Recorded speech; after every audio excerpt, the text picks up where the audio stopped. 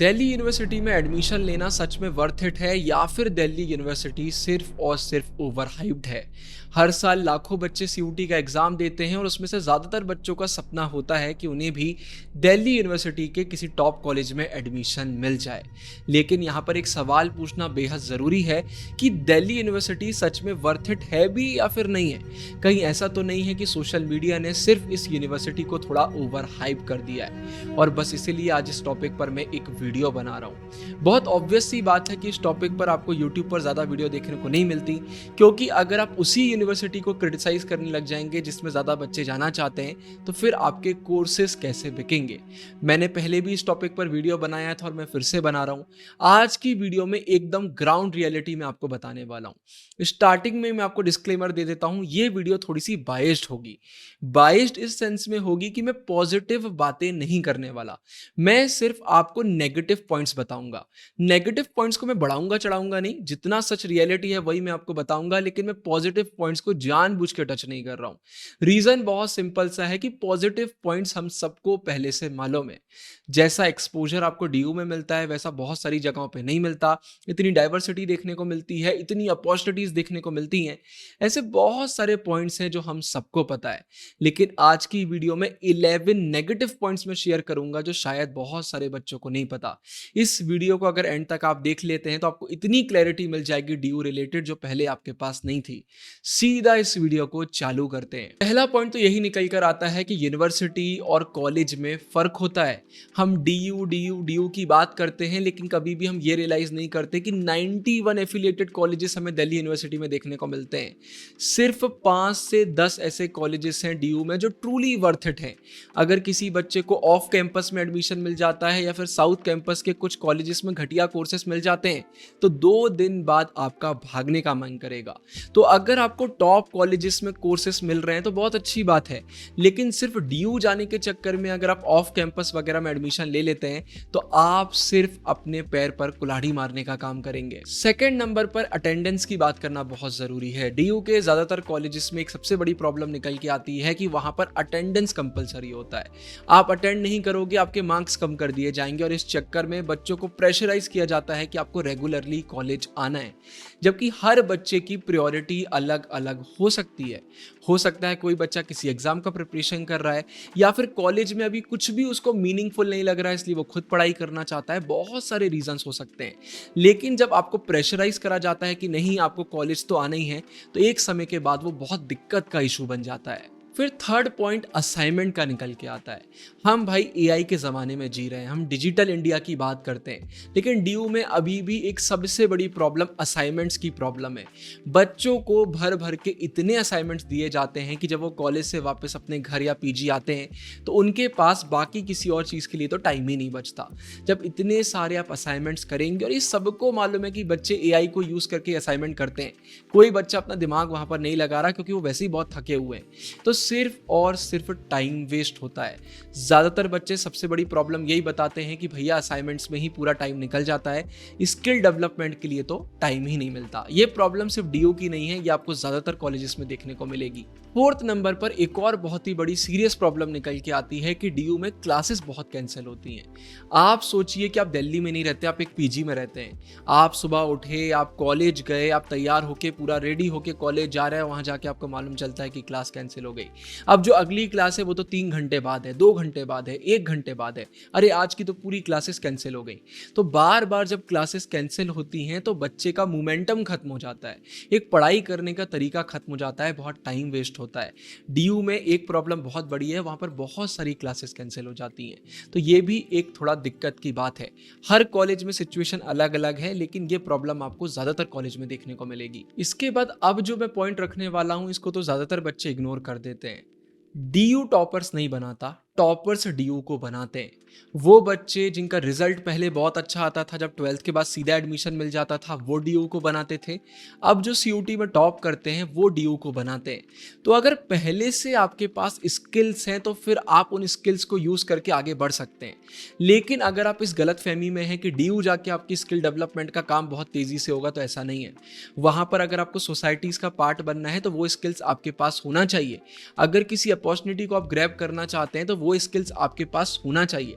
ऐसा नहीं है कि ड्यू में आपका डेवलपमेंट नहीं होगा, ग्रोथ नहीं होगी, सब कुछ होगा, लेकिन वो बच्चे जो पहले से आगे हैं वही आपको ज़्यादा आगे देखने को मिलेंगे, वरना आपको बहुत पुश करना पड़ेगा। सीधी सी बात है, कोई बच्चा है जो बचपन से डिबेट कर रहा है तो वहाँ पर वो जितनी भी डिबेट रिलेटेड अपॉर्चुनिटीज़ आएंगी उसमें पार्टिसिपेट करेगा। कोई बच्चा बचपन से डांस में अच्छा है तो वो डांस की सोसाइटीज़ ज्वाइन करेगा, वैसी अपॉर्चुनिटीज़ को ग्रैब करेगा। सेम चीज़ आप हर चीज़ में अप्लाई कर सकते हैं। हमेशा याद रखिए, टॉपर्स ड्यू को बनाते हैं, ड्यू टॉपर नहीं बनाता। ये एक बहुत बड़ी प्रॉब्लम निकल कर आती है।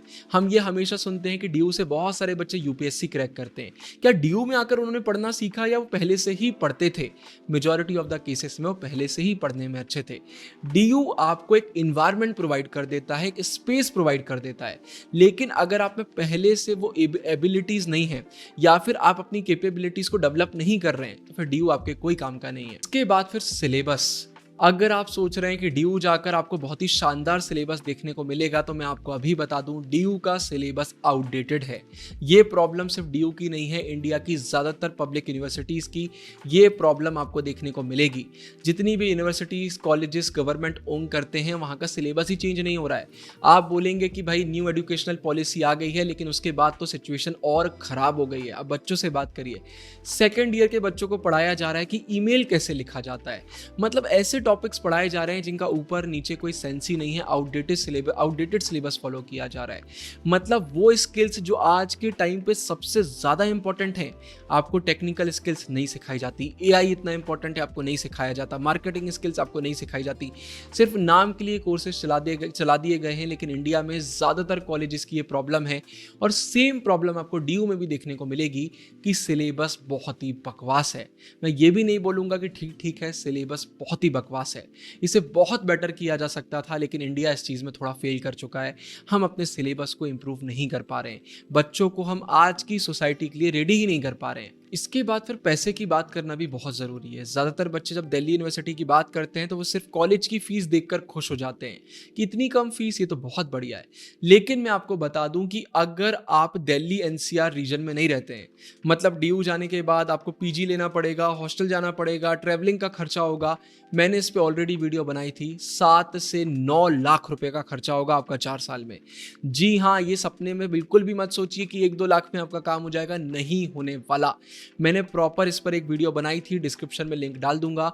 आपका मिनिमम 7 से 9 लाख रुपए का खर्चा होगा। हाँ, आप दिल्ली में ही रहते हैं, आप घर से ही कॉलेज जाएंगे, खर्चा बहुत कम हो जाएगा। लेकिन भाई पीजी का खर्चा बहुत ज़्यादा है। 15 से 25 हज़ार रुपये लगते हैं अगर आप एक डिसेंट पीजी में भी अपनी लाइफ जीना चाहते हैं तो। बहुत खर्चा बढ़ जाता है। ट्रैवलिंग में आपके 5-6 हज़ार रुपये निकल जाते हैं। मैंने प्रॉपर इस पर एक वीडियो बनाया था। तो अगर इतने पैसे आप लगा सकते हैं तो फिर आपको ड्यू जाना चाहिए। लेकिन अगर आपको लोन लेना पड़ रहा है, इतने पैसे नहीं हैं, आपके पेरेंट्स बहुत परेशान हो रहे हैं, तो फिर शायद ड्यू आपके लिए नहीं है। फिर एक थोड़ा सा यूनिक पॉइंट भी मैं टच करना चाहूँगा, कंपटीशन और ओपन माइंडेडनेस। देखिए भाई, जब आप ड्यू जाएंगे तो आप देखेंगे कि परसेंटेज से कुछ भी नहीं होता है। आपके बाजू में जो बैठा है उसके भी 99% है, उसने भी सीयूटी में टॉप किया हुआ है। इधर जो बैठा है उसके भी बोर्ड्स में 99 है, उसने भी सीयूटी में टॉप किया हुआ है। आपकी पूरी क्लास में, पूरे कॉलेज में आपको सिर्फ टॉपर्स ही टॉपर्स देखने को मिलने वाले हैं अगर आप टॉप कॉलेज में चले जाते हैं। कुछ बच्चों के लिए बहुत ही ओवरवेलमिंग हो जाता है जब वहाँ पर वो देखते हैं कि यार इतने सारे लोग हैं, इतनी सारी एक्टिविटीज़ में पार्टिसिपेट कर रहे हैं, मैंने तो सिर्फ पढ़ाई करी है, तो उन्हें वहाँ पर फिर कुछ भी समझ में नहीं आता। और मैंने साथ में ओपन माइंडेडनेस की भी बात करी है।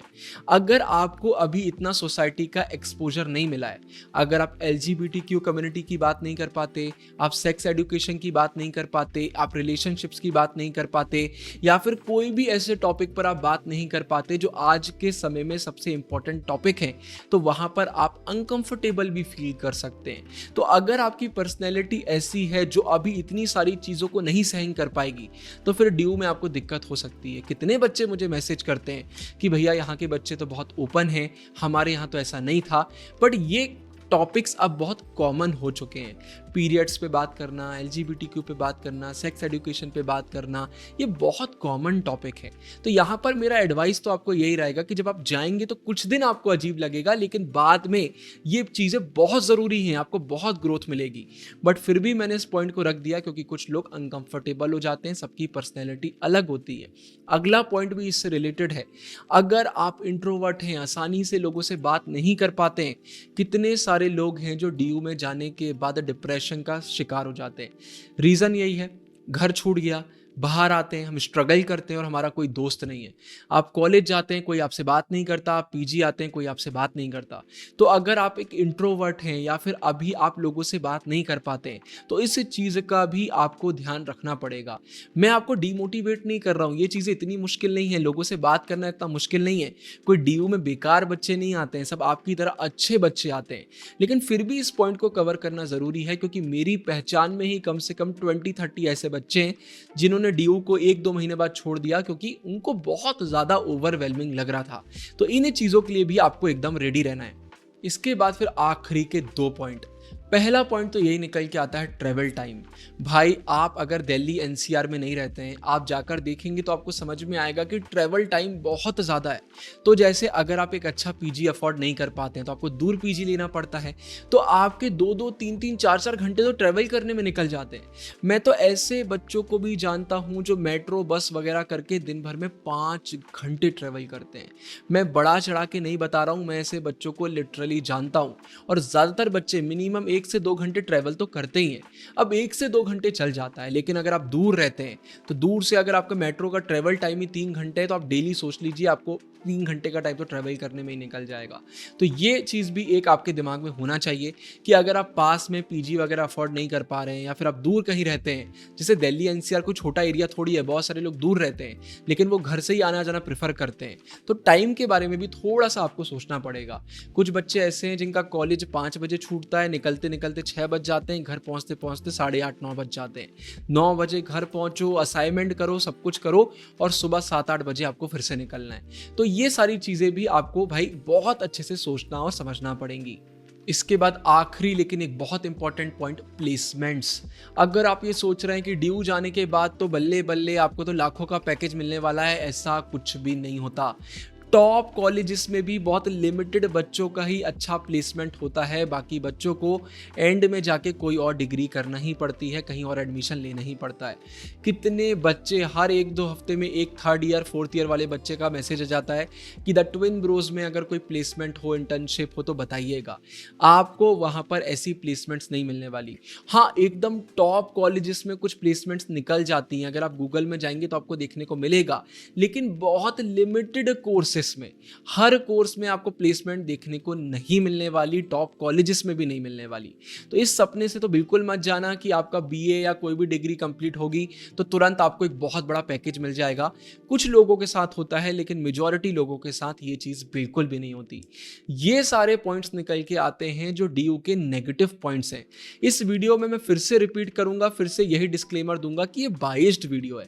मैंने आपको पॉजिटिव पॉइंट्स नहीं बताए, डीयू के बहुत सारे पॉजिटिव पॉइंट्स भी हैं। जो एक्सपोजर आपको डीयू में मिलता है वो लाजवाब होता है। इतने अलग अलग लोग मिलते हैं, इतनी अपॉर्चुनिटीज मिलती हैं। भाई इंडिया की मेन लोकेशन में आप हैं, सारी चीज़ें वहीं पर होती हैं, तो बहुत सारे प्लस पॉइंट्स भी हैं। लेकिन प्लस पॉइंट्स का ये मतलब नहीं होता कि हम नेगेटिव पॉइंट्स की बात ही ना करें, क्योंकि हो सकता है किसी के लिए नेगेटिव पॉइंट्स अनएक्सेप्टेबल हो। बस इसलिए वीडियो मैंने बना दी है। अगर इस वीडियो से आपको वैल्यू मिली हो तो प्लीज़ दोस्तों के साथ शेयर करिएगा। सबको सच पता होना चाहिए। ये वीडियो मैंने हवाओं में नहीं बना दी है। हज़ारों बच्चों को मैंने खुद अभी डीयू पहुंचाया है, हज़ारों बच्चों से मेरी बात होती रहती है। मतलब अगर मैं दिल्ली यूनिवर्सिटी की बात करूं तो मेरा दूसरे घर की तरह ही है। हमारे सारे ह्यूमैनिटीज़ के बच्चे वहीं पहुंचने की कोशिश करते हैं। तो मुझे अभी की प्रेजेंट की 2026 की ग्राउंड रियलिटी बहुत अच्छे से पता है और बस वही शेयर करने की मैंने कोशिश करी है। वीडियो को एंड तक देखने के लिए thank you so much. Signing off, Guru टहंगुरिया।